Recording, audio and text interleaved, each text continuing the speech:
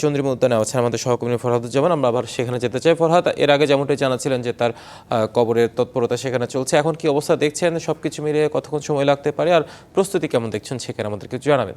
এবারে আমরা কিছুক্ষণ আগে গণপূর্ত অধিদপ্তরের কর্মকর্তারা এসেছিলেন, তারাও ভিতরের কবরের মাপঝোঁক বিষয়গুলো দেখছিলেন। পাশাপাশি ভিতরে আইন শৃঙ্খলা বাহিনী রয়েছে, সেখানে র্যাব, পুলিশ সহ অন্যান্য বাহিনীর সদস্যরা রয়েছে। ভিতরে সকাল থেকে প্রবেশ করা গেলেও কিছুক্ষণ আগে থেকে তারা সেখানে প্রবেশ বন্ধ করে দিয়েছে এবং এই এলাকায় ড্রোন উড়ানোও তারা নিরুৎসাহিত করেছেন। পাশাপাশি নেতাকর্মীরাও আসতে শুরু করেছেন। এখানে নেতাকর্মীরা আমরা দেখতে পাচ্ছি তারা কিন্তু সেখানে যাওয়ার চেষ্টা করছিলেন, কিন্তু ভিতর থেকে এবং আইন শৃঙ্খলা রক্ষাকারী বাহিনী বলছেন যারা দায়িত্বপ্রাপ্ত ভিতরে রয়েছেন, এই সংশ্লিষ্ট যারা রয়েছেন শুধু তারাই ভিতরে প্রবেশ করতে পারবেন। নেতাকর্মীরা এখানে অপেক্ষা করছেন। অনেক নেতাকর্মী দূর দূরান্ত থেকেও ছুটে এসেছেন তাদের প্রিয় নেত্রী, আপসীন নেত্রী বেগম খালেদা জিয়াকে যেখানে সমাহিত করা হয়, যেখানে কবর দেওয়া হবে, সেই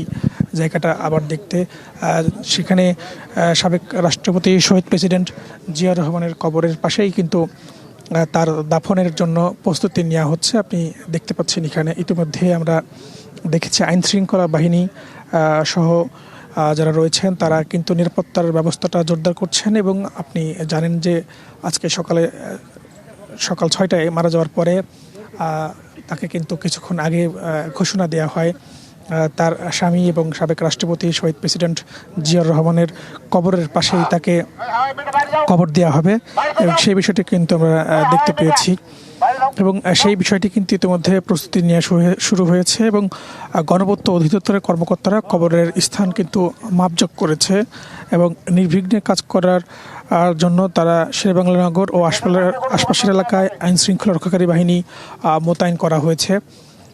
পাশাপাশি গোয়েন্দা নজরদারিও এই এলাকাতে বৃদ্ধি করা হয়েছে।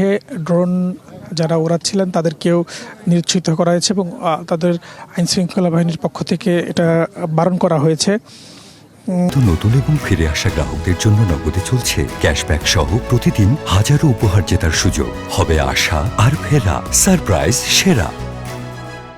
আর একটা বিষয় জানিয়ে রাখি, আমরা নেতাকর্মীদের সঙ্গে কথা বলছিলাম, তারা বলছেন তাদের প্রাণপ্রিয় নেত্রীর জন্য তারা এখানে ছুটে এসেছেন এবং বিভিন্ন স্তরের ওয়ার্ড থেকে শুরু করে সারা বাংলাদেশের নেতাকর্মীরা কিন্তু এখানে এসেছেন।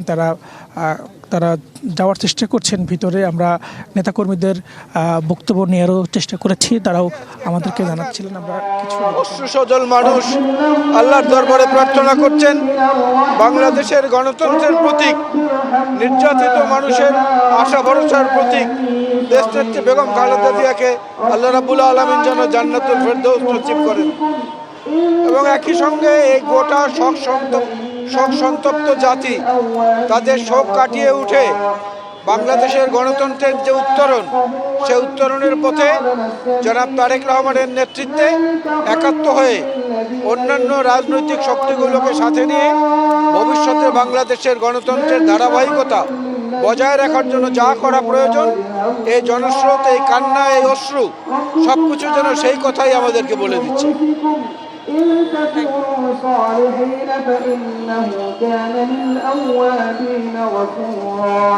وآت ذا القربى حقه والمسكين وابن السبيل ولا تبذر تبذيرا। আমরা এখানে দেখছি যে বিভিন্ন নেতাকর্মীরা আসছেন। নেতাকর্মীদের সঙ্গে আমরা একটু কথা বলবো, একটু তাদের কাছ থেকে একটু জানতে চাইবো তাদের প্রিয় নেত্রীকে নিয়ে দুটো কথা একটু জানতে চাইবো। আপনি একটু যদি জানতে চাই আপনার কাছে, আপনি কোন জায়গা থেকে আসছেন? আজকে কল্যাণপুর থেকে এসেছি, আমার বাসা কল্যাণপুর।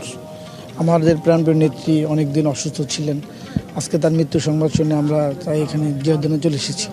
খুবই ভারাক্রান্ত, আল্লাহ যেন তাকে জান্নাতুল ফেরদৌস নসিব করেন। এখানে কবর দেওয়ার যে বিষয়টা, সেটা আপনারা কীভাবে দেখছেন? আমরা টিভির মাধ্যমে জানতে পারলাম যে আগামীকালকে এখানে কবর হবে, জানাজা শেষে সেখানে কবর দেবে।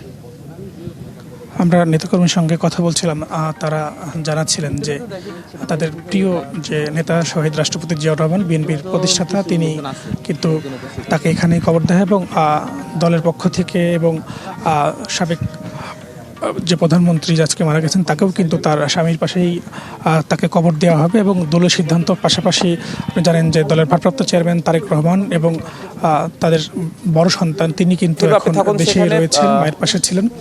তাদের সহকর্মী ফরহাদুজ্জামান চন্দ্রিমুদ্দান থেকে তিনি আমাদের সাথে যুক্ত হয়েছিলেন। আমরা কথা বলছিলাম, আবারও ফিরবো সেখানে।